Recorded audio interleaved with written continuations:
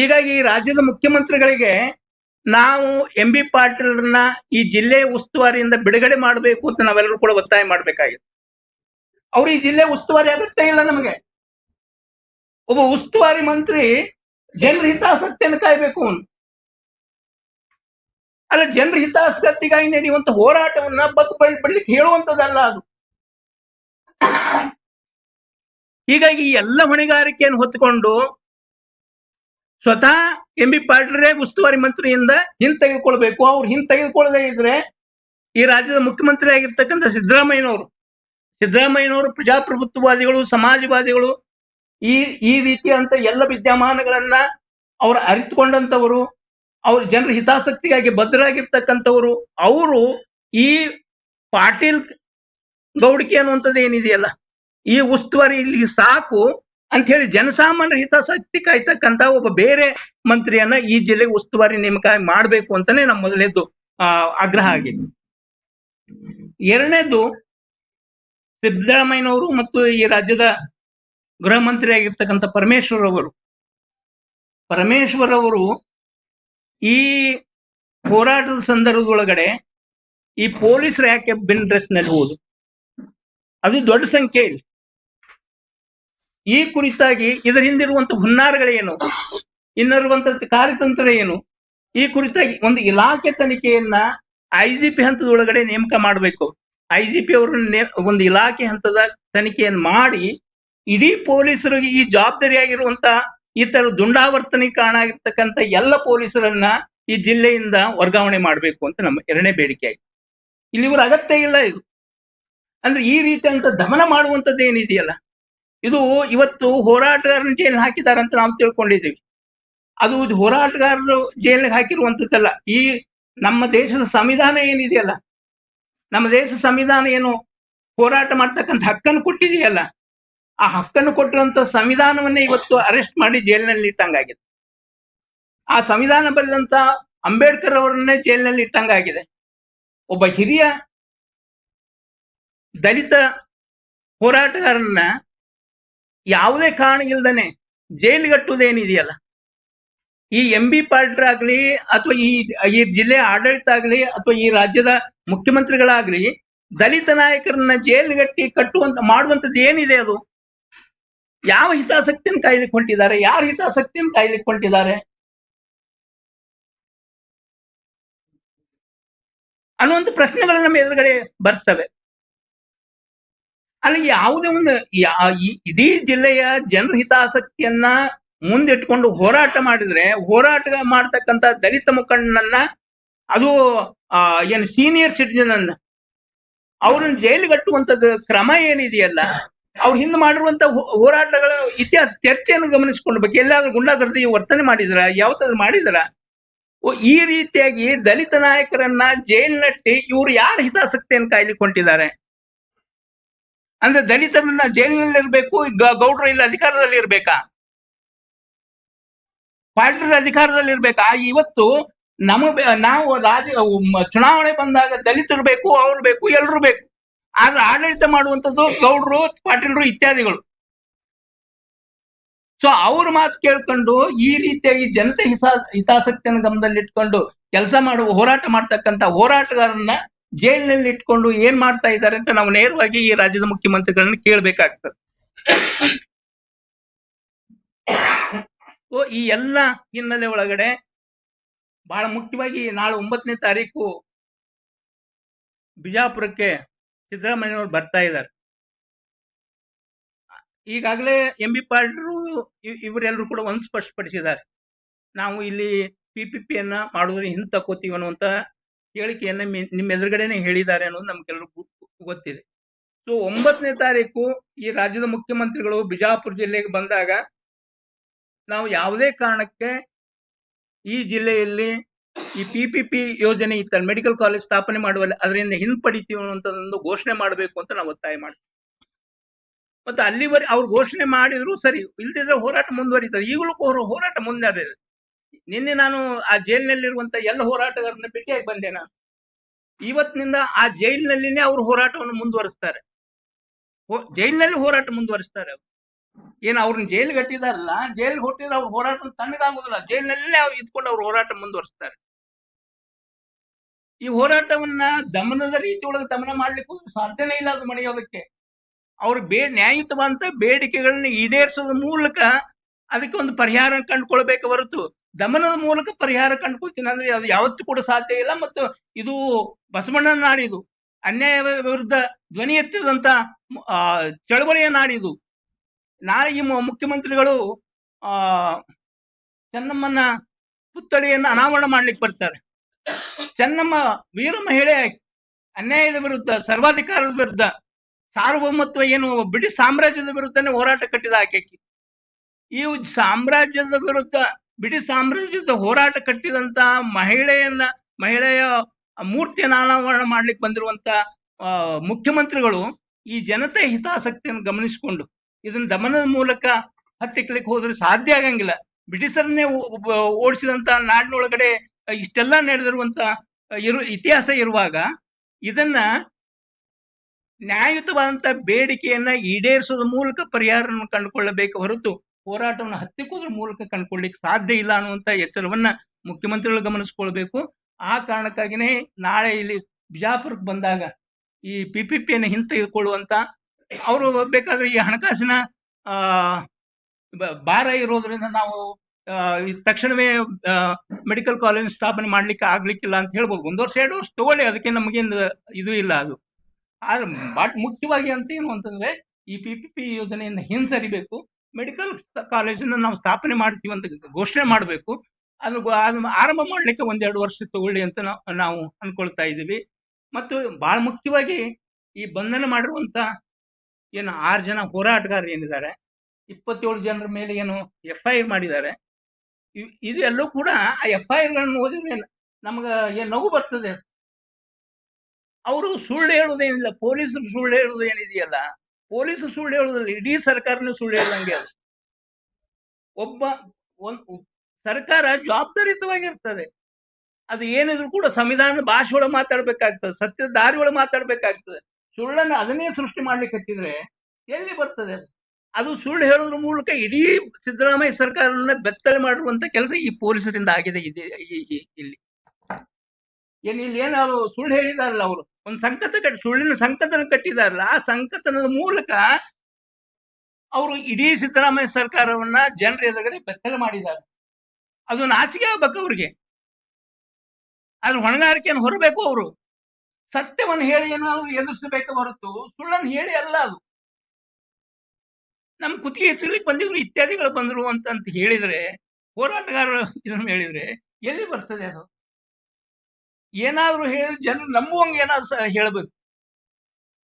ಜನರಿಗೆ ನಂಬುವಂಗೆ ಏನಾದ್ರು ಹೇಳ್ಬೇಕು. ಅವ್ರು ಸುಳ್ಳು ಹೇಳಿದ್ರು ಕೂಡ ಅದು ನಂಬುವಂಗೆ ಇರ್ಬೇಕು. ಆ ಸುಳ್ಳು ಹೇಳೋದು ಏನಿದೆಯಲ್ಲ, ಆ ಸುಳ್ಳು ಹೇಳೋದ್ರ ಮೂಲಕ ಅವರು ಬತ್ತಲಾಗುವುದಲ್ಲ, ಇಡೀ ಸರ್ಕಾರವನ್ನು ಬತ್ತಲು ಮಾಡಿದ್ದಾರೆ. ಆ ತರದ ಘಟನೆ ಇಲ್ಲಿ ಈ ನಾಡಿನೊಳಗಡೆ ಆಗಿರುವಂತದ್ದು ಅದು ಅತ್ಯಂತ ದುರಂತವಾದದ್ದು, ಅತ್ಯಂತ ಕೆಟ್ಟತನದ್ದು ಅಂತ ಕೂಡ ಹೇಳ್ತಾ, ಒಟ್ಟಾರೆಯಾಗಿ ಈ ವಿಷಯಗಳನ್ನ ಗಮನದಲ್ಲಿ ಇಟ್ಕೊಂಡು ನಾಳೆ 9ನೇ ತಾರೀಕಿಗೆ ಬರುವಂತ ಮುಖ್ಯಮಂತ್ರಿಗಳು ಅದ ಇಡೀ PPPಯನ್ನು ಹಿಂತೆಗೆದುಕೊಂಡು ಸರ್ಕಾರಿ ಕಾಲೇಜನ್ನು ಸ್ಥಾಪನೆ ಮಾಡೋದಕ್ಕೆ ಒಂದು ಘೋಷಣೆ ಮಾಡಬೇಕು ಅಂತ ಹೇಳಿ ನಾವೆಲ್ಲರೂ ಕೂಡ ಬರ್ತಾ ಇದ್ದೀವಿ. ನಮಗೂ ಕೂಡ ಅದರ ಮಾಹಿತಿಗಳು ಇದ್ದಾವೆ. ಬಹುಶಃ ಇವ್ರು ಆ ತರದ ತಂತ್ರ ಮಾಡಬಹುದು, ಆಡಳಿತ ಮಾಡುವಂತರು ಪೊಲೀಸರು ಈ ತಂತ್ರ ಮಾಡಬಹುದು. ಇವರು ಕಣ್ಣು ಮುಚ್ಚಿದ್ದಾರೆ ಅಂತ ತಿಳ್ಕೊಂಡು ಈ ಜಿಲ್ಲೆಯ ನ್ಯಾಯಾಂಗವೂ ಕಣ್ಣು ಮುಚ್ಚಿದೆ ಅಂತ ನಾವು ಅಂದುಕೊಂಡಿಲ್ಲ. ಇವ್ರು ಸುಳ್ಳು ಹೇಳ್ತಾ ಇದ್ದಾರೆ ಅಂತಂದ್ರೆ ಈ ಸುಳ್ಳು ಸಂಕತನವನ್ನು ಈ ಇದು ನ್ಯಾಯಾಲಯ ನಂಬುತ್ತಿದೆ ಅಂತ ನಾವು ಅನ್ಕೊಂಡಿಲ್ಲ. ಬಹುಶಃ ನ್ಯಾಯಾಲಯ ಇದನ್ನೆಲ್ಲವನ್ನು ಪರಾಮರ್ಶಿಸಿಕೊಂಡು ಹೋರಾಟಗಾರರಿಗೆ ಅವ್ರಿಗೆ ಬೇಕಾಗಿರುವಂತ ಬೇಲು ಕೊಡ್ತಾರೆ ಅನ್ನುವಂಥ ಒಂದು ಭಾವನೆಯನ್ನು ನಾವು ಇಟ್ಕೊಂಡಿದ್ದೀವಿ. ಅವ್ರು ಬಿಡುಗಡೆ ಆದ್ರೆ ಆ ಬಿಡುಗಡೆಯಾದ ದಿನ ಇಡೀ ಬಿಜಾಪುರ ತುಂಬಾ ಒಂದು ಓಪನ್ ಜಿಪ್ ನಲ್ಲಿ ಅವರು ಒಂದು ಮೆರವಣಿಗೆ ಮಾಡಬೇಕು ಅಂತ ನಾವು ಅನ್ಕೊಂಡಿದ್ದೀವಿ. ಆ ಮೆರವಣಿಗೆ ಮಾಡೋದು ಎಂದೇ ಬಿಡುಗಡೆ ಆಗಿ ಏನು 7ರ ಪೂರ್ವದೊಳಗಡೆ ಬಂದ್ರೆ ಆ ಹೋರಾಟ ಈ ಮುಖ್ಯಮಂತ್ರಿಗಳ ಎದುರುಗಡೆ ಅಲ್ಲಿ ಕೂಡ ನಡೀತದೆ. ನಮಗೆ ಇದ್ರ ಅರ್ಥ ಯಾರನ್ನು ಅವಮಾನಿಸುವುದಲ್ಲ ಅಥವಾ ಯಾವುದು ಇದನ್ನು ಮಾಡೋದು ಅಂತ. ಬಹಳ ಮುಖ್ಯವಾಗಿ ನಮಗೆ ಈ ಜಿಲ್ಲೆಯ ಹಿತಾಸಕ್ತಿಯನ್ನು ಗಮನಿಸಿಕೊಂಡು ಈ ಹೋರಾಟ ನಡೀತಾ ಇದೆಯಲ್ಲ, ಈ ಹೋರಾಟದ ನ್ಯಾಯವನ್ನ ಬೇಡಿಕೆಯನ್ನ ಈಡೇರಬೇಕು ಅನ್ನೋದು ಅಷ್ಟೇನೆ. ಒಬ್ಬ ರಾಜಕಾರಣಿ ಆದಂತವನು ಮೊಟ್ಟ ಮೊದಲು ಮಾಡ್ಬೇಕಾದದ್ದು ಅದು. ಯಾಕಂದ್ರೆ ಅವರು ಜನಪ್ರತಿನಿಧಿಯಾಗಿ ಹೋಗಿರ್ತಾರೆ. ಅದು ಎಂ.ಎಲ್.ಗಳಾಗಿರ್ಲಿ ಯಾರೇ ಆಗ್ಲಿ ಪ್ರತಿನಿಧಿಗಳಾಗಿ ಹೋಗಿರ್ತಾರೆ. ಆ ಪ್ರತಿನಿಧಿಗಳಾಗಿ ಹೋದವರು ಮೊದಲು ಈ ಜಿಲ್ಲೆಯ ಹಿತಾಸಕ್ತಿಯನ್ನು ಕಾಪಾಡಬೇಕು. ಜನರ ಆಶೋತ್ತರಗಳನ್ನು ಈಡೇರಿಸುವಂತ ಕೆಲಸಗಳು ಮಾಡ್ಬೇಕು. ಅದು ಮಾಡದೇ ಇದ್ದಾಗ ಈ ತರದ ಹೋರಾಟಗಳು ಹೇಳ್ತಾ ಇದ್ದಾವೆ. ಇದೆಲ್ಲವೂ ಕೂಡ ಜನತೆ ಪರವಾದಂತ ಹೋರಾಟ ಆಗಿರೋದ್ರಿಂದ ಈ ತರದ ಅಹವಾಲುಗಳನ್ನ ಮುಖ್ಯಮಂತ್ರಿಗಳಿಗೆ ಕೂಡ ಅವರು ಬಿಡುಗಡೆ ಆದ್ರೆ ಅವ್ರ ನೇತೃತ್ವದೊಳಗಡೆ ಕೂಡ ಆಗ್ಬಹುದು, ಇಲ್ಲದೆ ಬೇರೆ ರೀತಿ ಒಳಗೆ ಕೂಡ ಆಗ್ಬಹುದು. ಮುಖ್ಯವಾಗಿ ಈ ಈ ಈ ಸರ್ಕಾರಕ್ಕೆ ಅಂದ್ರೆ ಈ ಉಸ್ತುವಾರಿ ಮಂತ್ರಿಗಳಿಗೆ, ಎಂ.ಎಲ್.ಎಗಳಿಗೆ ಮತ್ತು ಆ ಜಿಲ್ಲಾಡಳಿತಕ್ಕೆ ಪೊಲೀಸರಿಗೆ ವಿವೇಕ ಅನ್ನೋದಿದ್ರೆ, ಸಂವಿಧಾನದ ವಿವೇಕ ಅನ್ನೋದಿದ್ರೆ ಅವ್ರು ಮೊಟ್ಟ ಮೊದಲು ಪೊಲೀಸರಿಗೆ ಸಂವಿಧಾನ ಓದಿಸ್ಬೇಕು ಅಂತ ನನಗನ್ನಿಸ್ತದೆ. ಸಂವಿಧಾನ ಎಲ್ಲರ ಹಕ್ಕುಗಳನ್ನು ಹೇಳ್ತದೆ, ಹೋರಾಟದ ಹಕ್ಕುಗಳನ್ನು ಸಂವಿಧಾನವೇ ಕೊಟ್ಟಿರಬೇಕು. ಸಂವಿಧಾನದತ್ತವಂತ ಹೋರಾಟ ಅದೆಲ್ಲವನ್ನೂ ಕೂಡ ಮರ್ತ್ಕೊಂಡು ಅದನ್ನ ಸಂವಿಧಾನ ವಿರೋಧಿಯಾಗಿ ವರ್ತನೆ ಮಾಡ್ಲಿಕ್ಕೆ ಅವ್ರನ್ನ ಹಚ್ಚುವುದೇನಿದೆಯಲ್ಲ, ಅವ್ರಲ್ಲಿ ಸಂವಿಧಾನದ ಅಧ್ಯಯನದ ಕೊರತೆ ಇದೆ ಅಂತ ನಮ್ಗನಿಸ್ತದೆ. ಈ ಸರ್ಕಾರ ಎಲ್ಲ ಪೊಲೀಸ್ ಸ್ಟೇಷನ್ ನಲ್ಲಿ ಕೂಡ ಈ ಸಂವಿಧಾನವನ್ನು ಕಡ್ಡಾಯವಾಗಿ ಇಡುವಂಥದ್ದು, ಸಂವಿಧಾನದ ಪ್ರತಿಯನ್ನು ಇಡುವಂಥದ್ದು, ಅವ್ರು ಓದಿಸುವಂತ ಕೆಲಸ ಕೂಡ ಆಗ್ಬೇಕು. ಅದು ಆಗದೆ ಇರುವುದು ಸಂವಿಧಾನದ ಏನು ಜ್ಞಾನದ ಕೊರತೆಯಿಂದಾಗಿ ಈ ಪೊಲೀಸರು ಹಿಂಗೆ ವರ್ತನೆ ಮಾಡ್ತಾರೆ ಅಂತ ನಮ್ಗನಿಸ್ತದೆ. ಅದು ಕೂಡ ಅದು ಆಗ್ಬೇಕು ಅಂತಾನೆ ಹೇಳ್ತಾ ಹೇಳ್ತಾ ಇದೀವಲ್ಲ. ಜೈಲಿನಲ್ಲಿ ಕೂಡ ಇವತ್ತಿನಿಂದ ಹೋರಾಟ ಶುರು ಮಾಡಿದ್ದಾರೆ. ಹೊರಗಿದ್ದಂತವ್ರು ಕೂಡ ಬೇರೆ ಬೇರೆ ರೀತಿ ಒಳಗಡೆ ಹೋರಾಟವನ್ನು ಕಟ್ತಾರೆ. ಸ್ಪೆಸಿಫಿಕ್ ಆಗಿ ಸದ್ಯಕ್ಕೆ ನಾವು ಏನು ಹೇಳೋದಿಲ್ಲ, ಮತ್ತೆ ಅದನ್ನ ಎಲ್ಲಿ ಕೂಡ ಬಹಿರಂಗ ಕೂಡ ಪಡಿಸೋದಿಲ್ಲ. ಅಗತ್ಯ ಬಂದಂತ ರೀತಿ ಒಳಗಡೆ ಆ ತರದ ಹೋರಾಟ ಅವತ್ತು ಕೂಡ ನಡೀತದೆ, ಮುಂದೆ ಕೂಡ ನಡೀತದೆ. ಆಮೇಲೆ ಇನ್ನೊಂದು ಬಹಳ ಮುಖ್ಯಪ್ಪ ಅಂತಂದ್ರೆ, ಈ ವಿಷಯದೊಳಗಡೆ ಬಿಜೆಪಿ ಮತ್ತು ಕಾಂಗ್ರೆಸ್ಗೆ ಏನು ವ್ಯತ್ಯಾಸಗಳಿಲ್ಲ. ಜನತೆ ಹೋರಾಟವನ್ನು ಹತ್ತಿಕ್ಕುವಲ್ಲಿ ಅಲ್ಲ, ಒಂದು ನಿಮಿಷ ಅದನ್ನ ಹೇಳ್ಬಿಡ್ತೀನಿ. ಈ ವಿಷಯದೊಳಗಡೆ ಏನು ವ್ಯತ್ಯಾಸಗಳಿಲ್ಲ. ಇದು ನಿಜವಾಗಿ ಕೂಡ ಬಿಜೆಪಿಯ ಬಳವಳಿ. ಇದು ಕೇಂದ್ರ ಸರ್ಕಾರದ ನೀತಿ. ಏನು PPP ಯೋಜನೆ ಅನ್ನೋದು ಕೇಂದ್ರ ಸರ್ಕಾರದ ನೀತಿ ಅಲ್ಲ. ಒಂದು ನಿಮಿಷ ಅಲ್ಲಿ ಹೇಳ್ತೀನಿ. ಇಲ್ಲಿ ಬಂದಂತ ಕೆಲವು ಬಿಜೆಪಿ ನಾಯಕರು ಈ ಚಳವಳಿಯನ್ನು ಬೆಂಬಲಿಸಿ ಇತ್ಯಾದಿಗಳನ್ನು ಬೆಂಬಲಿಸಿ ಏನು ಹೋರಾಟ ಮಾಡಿದ್ದಾರೆ. ಅವ್ರು ಮೊಟ್ಟ ಮೊದಲು ಟೀಕೆ ಮಾಡ್ಬೇಕಾಗಿದ್ದು ಕೇಂದ್ರ ಸರ್ಕಾರದ PPP ಯೋಜನೆಯನ್ನು. ಎಂದಾದ್ರೂ ಮಾತಾಡಿದ್ದಾರೆ ಅವರು? ಎಲ್ಲಾದ್ರೂ ಮಾತಾಡಿದ್ದಾರೆ ಬಿಜೆಪಿ ಅವರು? ಏನು ಮಾತಾಡಿಲ್ಲ ಅವರು. ಅದ್ರ ಅರ್ಥಪ್ಪ ಅಂದ್ರೆ ಅವ್ರಿಗೆ ಎರಡೆರಡು ಮುಖಗಳಿದ್ದಾವೆ, ದ್ವಿಮುಖ ಮುಖಗಳು. ಈ ಜನರ ಹತ್ರ ಇರುವಂತದ್ದು ಒಂದು ರೀತಿ ಒಳಗಡೆ, ಮೂಲತಃ ಒಂದು ರೀತಿ ಒಳಗಡೆ. ಈ ವಿಷಯದೊಳಗಡೆ ಏನಿದೆಯಲ್ಲ, ಬಿಜೆಪಿಗೂ ಕಾಂಗ್ರೆಸ್ಸಿಗೂ ಏನು ವ್ಯತ್ಯಾಸಗಳಿಲ್ಲ. ಆ ಬಿಜೆಪಿ ಅಂಗ ಸಂಘಟನೆಯಲ್ಲಿ ಇರ್ತಕ್ಕಂಥಗಳಿಗೆ ಏನು ಕೂಡ ವ್ಯತ್ಯಾಸಗಳಿಲ್ಲ. ನಾವು ಈ PPPಯ ಮೂಲ ಯೋಜನೆಯನ್ನೇ ವಿರೋಧಿಸಬೇಕಾದದ್ದು. ಬರೀ ಇಲ್ಲೆಲ್ಲ ಎಲ್ಲಾ ಕಡೆನೂ ವಿರೋಧಿಸಬೇಕಾದದ್ದು ಅದು. ಆ ತರದ ಕೆಲಸವನ್ನು ಕೂಡ ಅವ್ರು ಯಾರು ಕೂಡ ಮಾಡಿಲ್ಲ. ಈಗ ರಾಜ್ಯದೊಳಗಡೆ ಕಾಂಗ್ರೆಸ್ ಸರ್ಕಾರ ಇದೆ ಅನ್ನೋ ಕಾರಣಗಳಿಗಾಗಿ ಜನರನ್ನ ಗಮನ ಸೆಳೆಯೋದಕ್ಕಾಗಿ ಈ ರೀತಿ ಮಾಡ್ತಾ ಇದ್ದಾರೆ ಹೊರತು ಮೂಲ ಗುಣ ಏನದಾವಲ್ಲ, ಆ ಬಿಜೆಪಿಗೂ ಕಾಂಗ್ರೆಸ್ಸಿಗೂ ಏನು ವ್ಯತ್ಯಾಸಗಳಿಲ್ಲ ಅನ್ನೋದನ್ನ ಈ ವಿಷಯದೊಳಗಡೆ ನಾವು ಮನವರಿಕೆ ಮಾಡ್ತೀವಿ. ಒಂದು ಈ ಎಲ್ಲ ವಿದ್ಯಮಾನಗಳ ಬಗ್ಗೆ ಅವ್ರಿಗೆ ಗಮನಕ್ಕೆ ಬಂದಿದೆಯೋ ಇಲ್ಲೋ ಅಂತ ಗೊತ್ತಿಲ್ಲ ನಂಗೆ. ರಾಹುಲ್ ಗಾಂಧಿ ಇನ್ ಜನರಲ್ ಆಗಿ ಅವರು ಇದು ಅದು ಇನ್ ಜನರಲ್ ಆಗಿ ಕೂಡ ಕಾಂಗ್ರೆಸ್ ಇದ್ರೆ ಎಲ್ಲದರ ವಿರೋಧಿ ಅಂತ ನಾವು ನಂಬಲಿಕ್ಕೆ ಆಗಂಗಿಲ್ಲ. ಯಾಕಂದ್ರೆ ಖಾಸೀಕರಣ ಇತ್ಯಾದಿಗಳಲ್ಲಿ ಕೂಡ ಕಾಂಗ್ರೆಸ್ನ ಕೊಡುಗೆ ಬಹಳ ದೊಡ್ಡದಾಗಿದೆ. ಆ ಕಾಂಗ್ರೆಸ್ ತಂದಿರುವಂತ ಯೋಜನೆಗಳನ್ನ ಈ ಬಿಜೆಪಿ ಸರ್ಕಾರ ಮುಂದುವರಿಸ್ತಾ ಇದೆ. ಅದನ್ನು ಕೂಡ ನಮ್ಮ ಗಮನಕ್ಕಿದೆ. ಅದಕ್ಕಾಗಿನೇ ಹೇಳಿದೆ ನಾನು, ಬಹಳ ಈಗ ಆಡಳಿತ ಮಾಡಿರುವಂತಹ ಕಾಂಗ್ರೆಸ್ಸಿಗೂ ಮತ್ತು ಬಿಜೆಪಿಗೂ ಅಂತ ವ್ಯತ್ಯಾಸಗಳೇ ಇಲ್ಲ ಅನ್ನೋದನ್ನ. ನಾನ್ ಮೊದಲು ನೀನ್ ಮೊದಲು ಅಂತ ಹೇಳಿಕ್ ಆಗುದೇ ಇಲ್ಲ. ಅದು ಆ ರೀತಿ ಒಳಗಡೆ ಇದೆ. ಸೊ ಇದನ್ನ ನಾವು ಗಮನಿಸ್ಕೊಂಡೇ ಯೋಚನೆ ಮಾಡ್ಕೊಳ್ಬೇಕು. ಮುಖ್ಯವಾಗಿ ನಾವು ಏನಪ್ಪಾ ಅಂತಂದ್ರೆ, ಒಂದು ಸರ್ಕಾರ ಇರಬಾರ್ದು ಅನ್ನುವಂಥದ್ದನ್ನ ಈ ರಾಹುಲ್ ಗಾಂಧಿ ಅವರು ಮನವರಿಕೆ ಮಾಡಿಕೊಳ್ಬೇಕು. ಈ ಜನವಿರೋಧಿ ಅಂತ ಈ ನೀತಿಯನ್ನ ಜನ ಇಷ್ಟೆಲ್ಲ ವಿರೋಧಿಸಿರುವ ಅದು ಒತ್ತಾಯಪೂರ್ವಕವಾಗಿ ಮಾಡ್ತಕ್ಕಂಥ ಈ ಯೋಜನೆಯನ್ನ ಅವ್ರ ಗಮನಕ್ಕೆ ಬರುವುದಾದ್ರೆ ತಕ್ಷಣವೇ ಅದನ್ನ ಈ ರಾಜ್ಯ ಸರ್ಕಾರಕ್ಕೆ ನಿರ್ದೇಶನ ಕೊಡೋದ್ರ ಮೂಲಕ, ಸಿದ್ದರಾಮಯ್ಯನವರಿಗೆ ನಿರ್ದೇಶನ ಕೊಡೋದ್ರ ಮೂಲಕ ಈ ಯೋಜನೆಯನ್ನು ನಿಲ್ಲಿಸಬೇಕಾದಂತ ಕೆಲಸವನ್ನು ಮಾಡ್ತಾರೆ. ಅವ್ರ ಗಮನಕ್ಕೆ ಬರುವಂತ ಕೆಲಸವನ್ನು ಕೂಡ ನಾವು ಉಳಿದವರು ಎಲ್ಲರೂ ಕೂಡ ಮಾಡ್ಬೇಕು ಅಂತ ನನಗೆ ಅನಿಸ್ತದೆ. ನಾವು ಹಂಗ ಹೇಳಿಲ್ಲ. ನಾವು ಎಲ್ಲ ಜನಪ್ರತಿನಿಧಿಗಳನ್ನೇ ಹೇಳಿದೆ. ಎಲ್ಲ ಜನಪ್ರತಿನಿಧಿಗಳ ಜವಾಬ್ದಾರಿ ಕೂಡ ಇದೇ ಇರ್ತದೆ. ಜನಪ್ರತಿನಿಧಿಗಳಾದವರು ಜನರ ಹಿತಾಸಕ್ತಿಯನ್ನು ಕಾಪಾಡ್ತಕ್ಕಂಥದ್ದು ಮೊಟ್ಟ ಮೊದಲು ಮಾಡ್ಬೇಕಂತ ಕೆಲಸ ಅದು. ಈ ಜಿಲ್ಲೆಯ ಏನು ಪ್ರಶ್ನೆಗಳೇನಿದಾವಲ್ಲ, ನೆಲ ಜಲದ ಪ್ರಶ್ನೆಗಳೇನಿದಾವಲ್ಲ, ಭಾಷೆ ಪ್ರಶ್ನೆಗಳೇನಿದಾವಲ್ಲ, ಎಲ್ಲವುಗಳನ್ನು ಕೂಡ ಗಮನದಲ್ಲಿಟ್ಕೊಂಡು ಅದ್ರ ಸರ್ಕಾರದ ಗಮನಕ್ಕೆ ತಂದು ಜನಪರವಾದಂತ ಕೆಲಸ ಮಾಡ್ಬೇಕಾದ ಕೆಲಸ. ಜನವಿರೋಧಿ ಅಂತದ್ದು ಏನಾದ್ರು ತಂದ್ರೆ ಅದ್ರ ಅರ್ಥ ಇವರೆಲ್ಲರಿಗೂ ಕೂಡ ಜವಾಬ್ದಾರಿ ಇದೆ ಅಂತ ಅನ್ನೋದನ್ನು ಗಮನಿಸ್ಬೇಕು.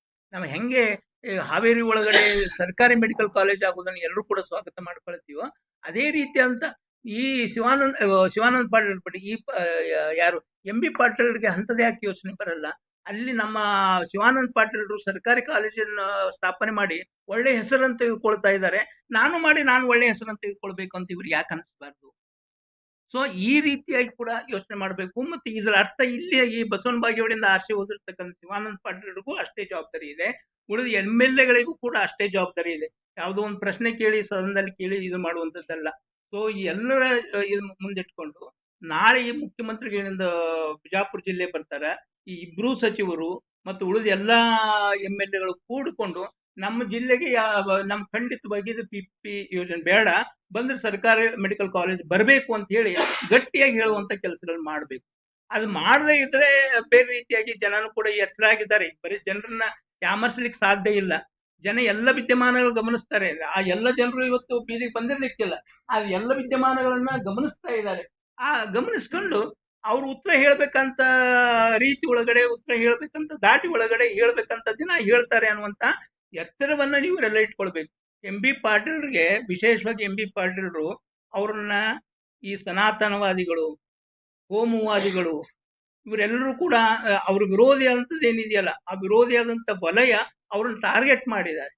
ಆದ್ರೆ ಜನ ಟಾರ್ಗೆಟ್ ಮಾಡಿಲ್ಲ. ಈ ಹೋರಾಟಗಾರರಿಗೆ MB ಪಾಟೀಲ್ ಖಂಡಿತ ಟಾರ್ಗೆಟ್ ಅಲ್ಲ. ಅದು ನಮಗೆ ಬೇಕಾಗಿರುವಂಥದ್ದು ಇಲ್ಲಿ ಮೆಡಿಕಲ್ ಕಾಲೇಜ್ ಬರೋದು MB ಪಾಟೀಲ್ ಇದು ಅಲ್ಲ, ಧೋರಣೆ ಇದು ಅಲ್ಲ. ನಮಗೆ ಆ ಎಚ್ಚರವನ್ನ MB ಪಾಟೀಲ್ ಮನವರಿಕೆ ಮಾಡ್ಕೊಳ್ಬೇಕು. ಏನಂತಂದ್ರೆ ನಾನು ಎಲ್ಲರ ಟಾರ್ಗೆಟ್ ಆಗ್ತಾ ಇದ್ದೀನಿ, ಹೋರಾಟಗಾರ ಟಾರ್ಗೆಟ್ ಮಾಡ್ಕೊಳ್ಳೋದು ಬೇಡ, ಜನತೆ ಟಾರ್ಗೆಟ್ ನಾನಾಗೋದು ಬೇಡ ಅನ್ನುವಂತ ಎಚ್ಚರ ವಿಶೇಷವಾಗಿ MB ಪಾಟೀಲ್ ಬರಬೇಕು. ಆ ಬರ್ತದೆ ಅಂತ ನಾವು ಅನ್ಕೊಳ್ತಿದ್ದೀವಿ. ಸೊ ಅದನ್ನ ಬಿಟ್ಟು ಹೋರಾಟವನ್ನೇ ಹತ್ತಿಕ್ಕಂತ ಕೆಲಸ ಮಾಡಿದ್ರೆ ಅದ್ರ ಪರಿಣಾಮಗಳು ಬೇರೆ ಆಗ್ತವೆ ಅನ್ನೋದನ್ನ ಗಮನಿಸ್ಕೊಳ್ಬೇಕು. ಅದು ಗಮನಕ್ಕೆ ಬಂದಿದೆ. ಆದ್ರೆ ಏನು ಅಂತಂದ್ರೆ ಅವರು ಒಂದು ಪ್ರೆಸ್ ಮೀಟ್ ಮಾಡಿ ಹೇಳಿದ್ದಾರೆ ಹೊರತು ಒಂದು ಅಧಿಕೃತ ಸರ್ಕಾರಿ ಹೇಳಿಕೆ ಮೂಲಕ ಅಲ್ಲ. ಅಧಿಕೃತವಾಗಿ ಈ ರಾಜ್ಯದ ಮುಖ್ಯಮಂತ್ರಿಗಳೇನಾದ್ರೂ ಕೂಡ ನಾವು ಬಿಜಾಪುರ ಜಿಲ್ಲೆಯಿಂದ PPP ಯೋಜನೆ ಹಿಂಪಡೀತಾ ಇದ್ದೀವಿ, ನಾವು ಅಲ್ಲಿ PPP ಯೋಜನೆ ಸ್ಥಾಪನೆ ಮಾಡಲ್ಲ ಅಂತ ಹೇಳ್ಬಿಟ್ರೆ ಅದು ಪ್ರಶ್ನೆನೇ ಇರಲ್ಲ. ಸೊ ನಾವು ಅದನ್ನ ಹೇಳಬೇಕು ಅಂತ ನಾವು ಮುಖ್ಯಮಂತ್ರಿ ನಾವು ಹೇಳ್ತಾ ಇರೋದು ಏನು ಅಂತಂದ್ರೆ ಅದು ಅಧಿಕೃತವಾಗಿನೇ ಆ ತರದ ಇದು ಇದೆ. ಮತ್ತೆ ಕನಕಪುರದಲ್ಲಿ ಕೂಡ ಈ ಖಾಸಗಿ ಸಹಭಾಗಿತ್ವದಲ್ಲಿ ಮೆಡಿಕಲ್ ಕಾಲೇಜ್ ಮಾಡ್ತೀವಿ ಅಂತ ಹೇಳಿ ಹಿಂತೆಗೆದುಕೊಂಡಿರುವಂತದ್ದು ಉದಾಹರಣೆ ಇದೆ. ನಮ್ ಏನು ಅಂತಂದ್ರೆ ಇಷ್ಟೆಲ್ಲ ಒದ್ದಾಟ ಯಾಕೆ ಮಾಡ್ಬೇಕಾಗಿತ್ತು? ಅಧಿಕೃತವಂತ ಯೋಜನೆಗಳು ಇಲ್ಲದೆ ಇದ್ರೆ ನಾವು ಇಲ್ಲಿ ಯಾವುದೇ ಕಾರಣಕ್ಕೂ ಬಿಜಾಪುರದಲ್ಲಿ PPP ಖಾಸಗಿ ಸಹಭಾಗಿತ್ವದ ಮೆಡಿಕಲ್ ಕಾಲೇಜ್ ತೆಗೆಯುವಂತ ಯೋಚನೆನೇ ಇಲ್ಲ. ಅದನ್ನ ಕೈ ಬಿಟ್ಟಿದ್ದೀವಿ ಅಂತ ಹೇಳೋದಕ್ಕೆ ತೊಂದರೆ ಏನಿದೆ ಈ ರಾಜ್ಯ ಸರ್ಕಾರಕ್ಕೆ?